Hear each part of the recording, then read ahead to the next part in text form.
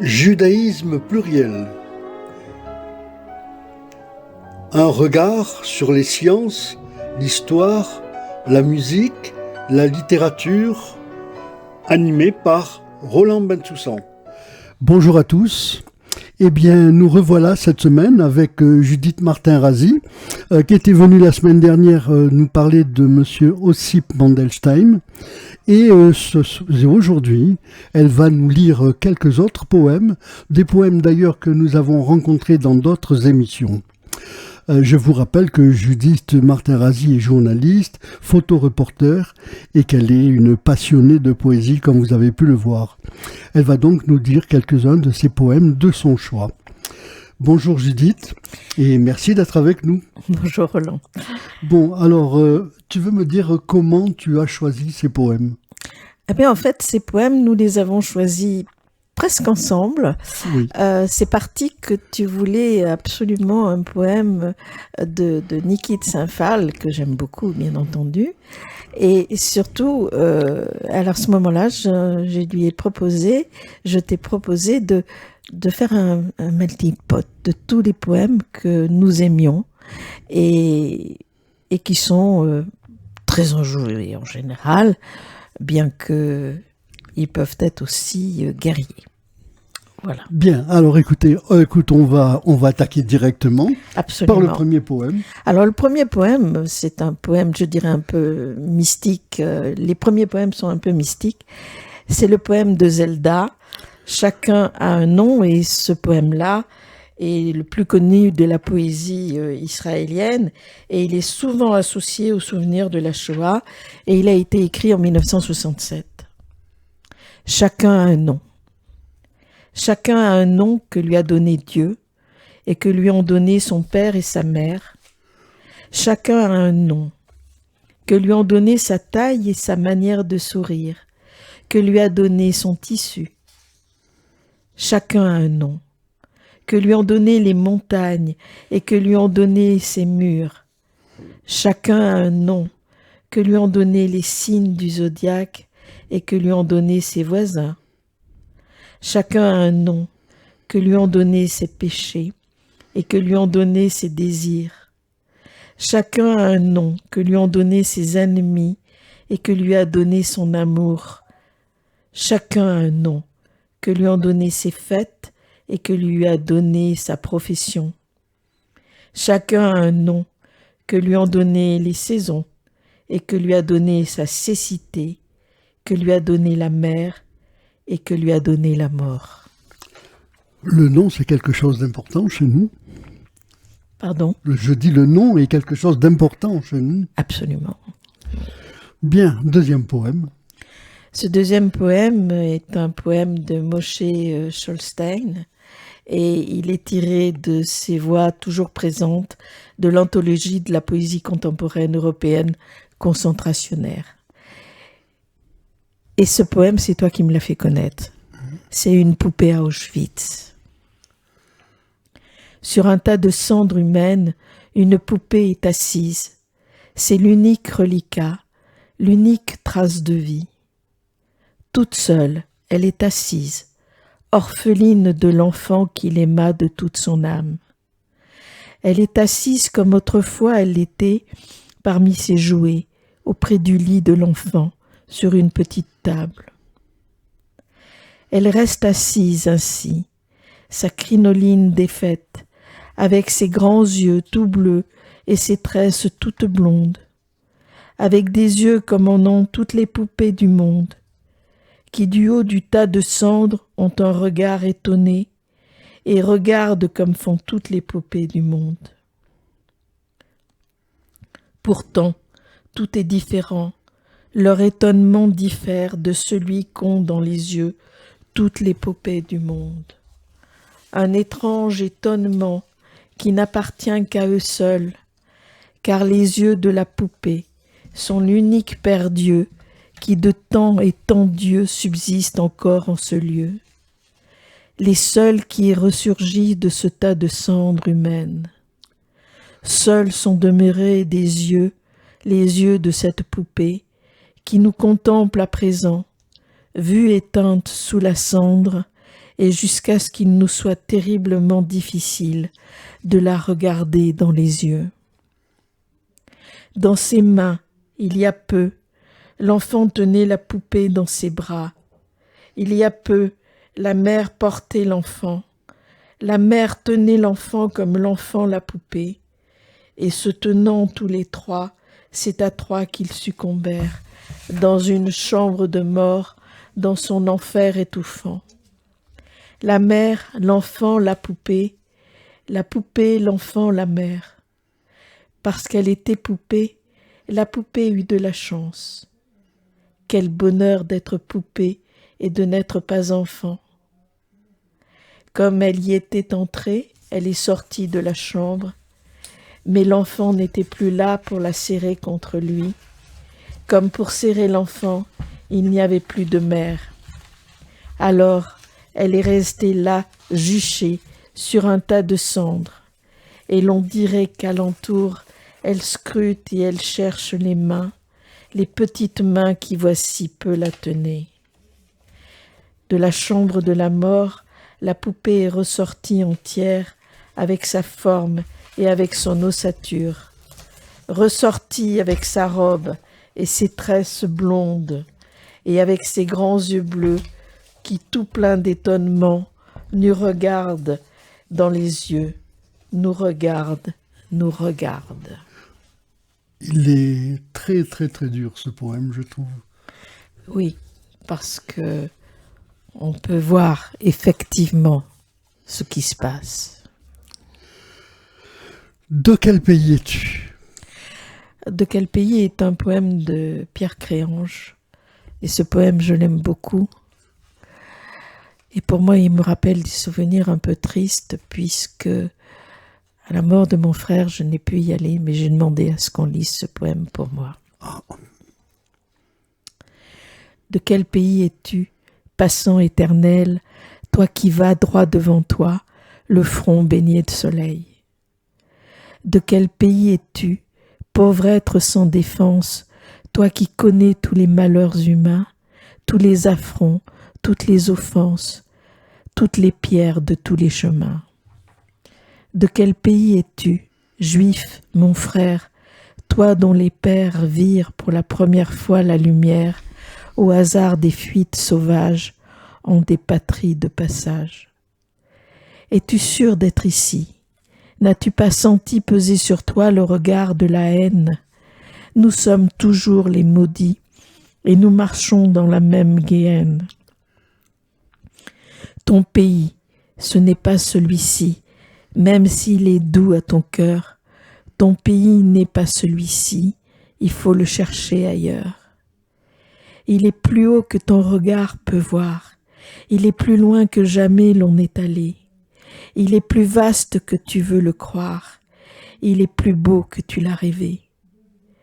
Ton pays, juif de toutes les errances, juif de toutes les souffrances, juif ignorant la vengeance, ton pays est partout de par le monde, partout où tu as lissé du sang. Il est partout, là où la haine immonde a fait des coupes sombres dans tes rangs. Ton pays est celui de tous les hommes, il ne connaît pas de frontières, il est là où l'on souffre et où l'on pardonne, il est où tu seras demain, où tu étais hier. Tu es passant éternel d'un pays sans pareil. Les hommes ne le savent pas pourquoi tu vas devant toi, le front baigné de soleil. Poursuis ta marche ardente et fière sur le même chemin, et bientôt tu verras briller dans le lointain la radieuse et pure lumière de l'éternel matin. Ce poème a été tiré du Paria au manteau de soleil de Pierre Créange. Bon. Alors encore un autre poème? Oui, mais alors là, on va passer à quelque chose de plus glérier. Voilà. Quoique, ça, c'est un poème de Robert Desnos qu'il a écrit en 1926. J'ai tant rêvé de toi. J'ai tant rêvé de toi que tu perds ta réalité. Est-il encore temps d'atteindre ce corps vivant et de baiser sur cette bouche la naissance de la voix qui m'est chère? J'ai tant rêvé de toi que mes bras, habitués en étreignant ton ombre à se croiser sur ma poitrine, ne se plieraient pas au contour de ton corps peut-être. Et que, devant l'apparence réelle de ce qui me hante et me gouverne depuis des jours et des années, je deviendrai une ombre sans doute. Ô balance sentimentale, j'ai tant rêvé de toi, qu'il n'est plus temps, sans doute, que je m'éveille. Je dors debout, le corps exposé à toutes les apparences de la vie et de l'amour, et toi, la seule qui compte aujourd'hui pour moi, je pourrais moins toucher ton front et tes lèvres que les premières lèvres et le premier front venu. J'ai tant rêvé de toi, tant marché, parlé, couché avec ton fantôme, qu'il ne me reste plus peut-être. Et pourtant, qu'à être fantôme parmi les fantômes, et plus ombre 100 fois que l'ombre qui se promène, et se promènera allègrement sur le cadran solaire de ta vie. Ce poème est sorti de ce que l'on appelle à la mystérieuse. J'ai tant rêvé de toi. Oui, mais au moment de sa mort à Térésine, où il a été rapatrié, on lui attribue un poème et on se dit que c'est peut-être pas lui qui l'a écrit, mais qui est tellement de ses propres mots que je vous le lis et qui est sorti de ce qu'on appelle le dernier poème. J'ai rêvé tellement fort de toi, j'ai tellement marché, tellement parlé, tellement aimé ton ombre, qu'il ne me reste rien de toi. Il me reste d'être l'ombre parmi les ombres, d'être 100 fois plus ombre que l'ombre, d'être l'ombre qui viendra et reviendra dans ta vie ensoleillée. Ce qui prouve quand même qu'en 1926, Desnos avait déjà une prémonition de ce qu'elle est arrivée. Oui, exactement, oui. Tu disais qu'il y a eu une polémique au sujet de ce poème. Oui, bien sûr. Parce qu'on se demande, il était très très malade. Mm-hmm. Il allait mourir, hein, c'était vraiment... il avait le typhus. Et on se demande qui a pu écrire ce poème. Peut-être que quelqu'un le lui a lu, mais ce sont ses mots. Donc, oui. Et c'est pas un plagiat, puisqu'on l'attribue à Desnos. On continue. On continue. Je ne voudrais pas crever. Et ça, c'est le poème de pas du tout de Nikita Safal, de Boris Vian. Oui. Et ce poème, je l'aimais énormément. Alors on l'écoute. Je voudrais pas crever avant d'avoir connu les chiens noirs du Mexique qui dorment sans rêver, les singes à cul nu, dévoreurs de tropiques, les araignées d'argent au nid truffé de bulles. Je voudrais pas crever sans savoir si la lune sous son faux air de thune a un côté pointu, si le soleil est froid, si les 4 saisons ne sont vraiment que 4. Sans avoir essayé de porter une robe sur les grands boulevards, sans avoir regardé dans un regard d'égout, sans avoir mis mon zob dans des coinstos bizarres. Je voudrais pas finir sans connaître la lèpre ou les 7 maladies qu'on attrape là-bas. Le bon ni le mauvais ne me ferait de peine si je savais que j'en aurais les traînes. Il y a aussi tout ce que je connais, tout ce que j'apprécie, que je sais qui me plaît, le fond vert de la mer, où valsent les brins d'algues sur le sable ondulé. L'herbe grillée de juin, la terre qui craquelle, l'odeur des conifères, et les baisers de celle que ceci, que cela, la belle que voilà. Mon ourson, Ursula. Je voudrais pas crever avant d'avoir usé sa bouche avec ma bouche, son corps avec mes mains, le reste avec mes yeux. J'en dis pas plus, faut bien rester révérencieux.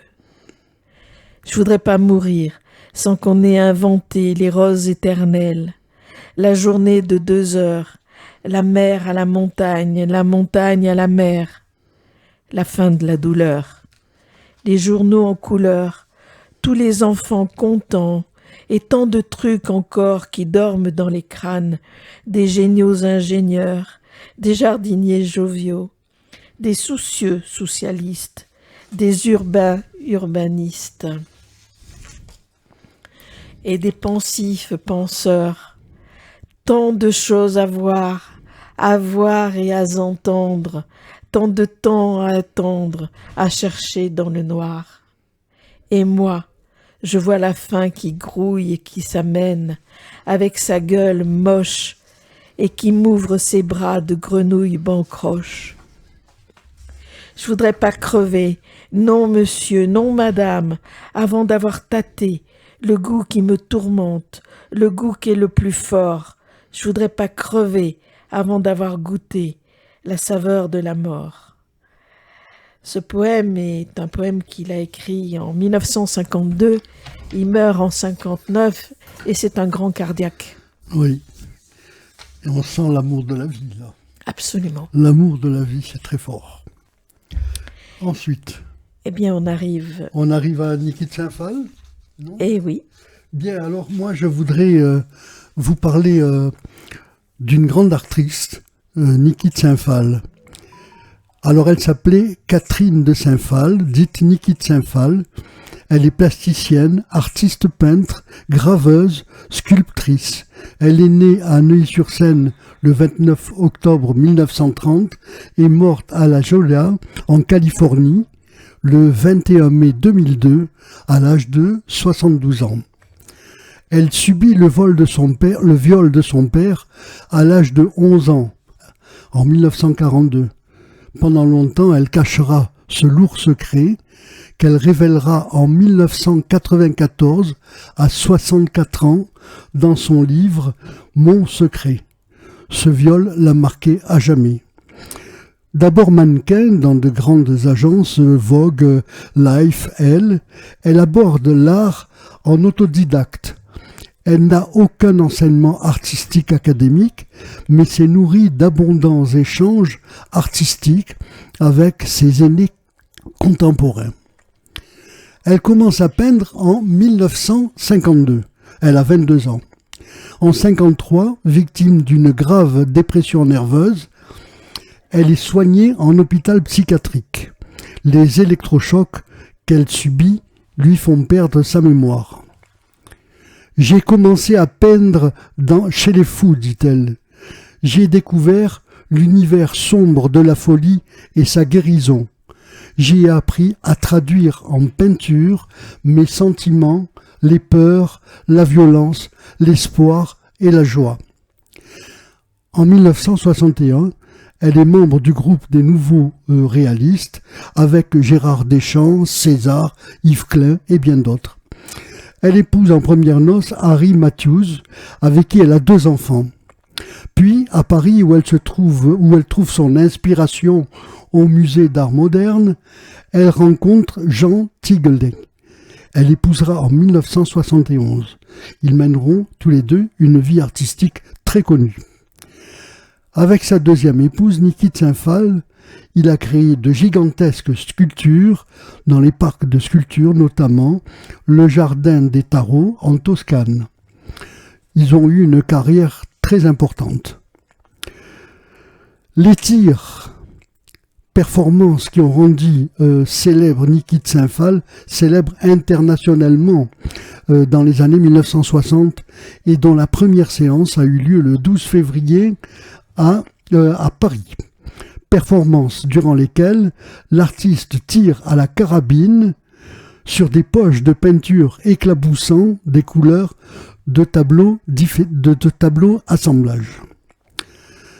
Ils sont la représentation d'une violence matérialisée, un moyen d'extérioriser les démons intérieurs de Niki de Saint-Phal, et on comprend ces démons. Niki de Saint-Phal a créé un grand nombre de sculptures, notamment dans des parcs. Le 29 août 1967, première exposition, Les Nanas. L'artiste explore les représentations artistiques de la femme en réalisant des poupées de taille impressionnante, les nanas, dont une version des plus connues se trouve au musée Tinguely de Bâle. Les nanas sont non seulement géantes, chahuteuses, danseuses, jambes en l'air, voire musée d'art moderne et d'art contemporain de Nice, mais encore, elles se produisent en scène dans un ballet de Roland Petit intitulé « Éloge de la folie », monté au Théâtre des Champs-Élysées à Paris et qui eut un très très gros succès. À Jérusalem, la municipalité lui commande en 1971 un monstre pour enfants, le Golem, inauguré en 1972 dans le parc Rabinovitch, qui porte d'ailleurs le nom maintenant de Monster Park. Ce monstre a 3 langues et ça sert de toboggan. En 87, François Mitterrand lui commande, conjointement avec son mari, la fontaine de Château-Chinon. En 1994, le Jerusalem Foundation lui passe une deuxième commande pour le zoo biblique.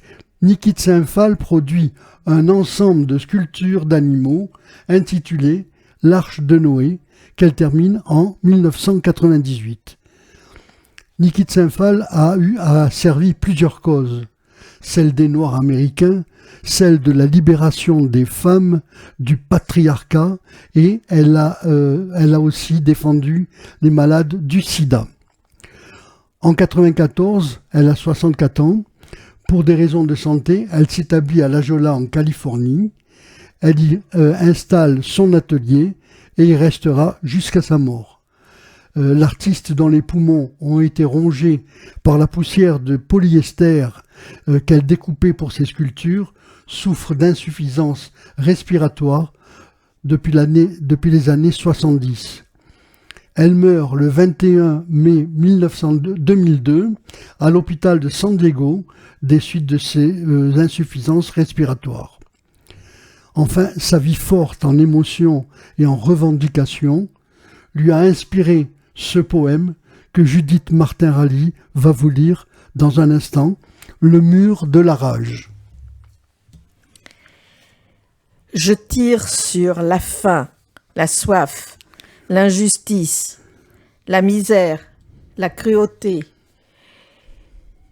l'indifférence, la torture physique, la torture mentale, la maladie, le racisme, la mort, la respectabilité, la bêtise, le fanatisme religieux, la méchanceté, le sida, les camps de concentration, les goulags, le vieillissement, la drogue dure, les eaux polluées, le laisser-aller, les pièges, la plupart des politiciens, le meurtre, la douleur, les animaux blessés, l'antisémitisme, le gaspillage, l'arnaque, l'intolérance, le fascisme, la bigoterie, la pitié de soi-même, la condition humaine, le sexisme, le laisser-aller, le machisme, la folie autodestructive, la décrépitude, la mesquinerie, cœur de pierre, l'enfer, la pauvreté.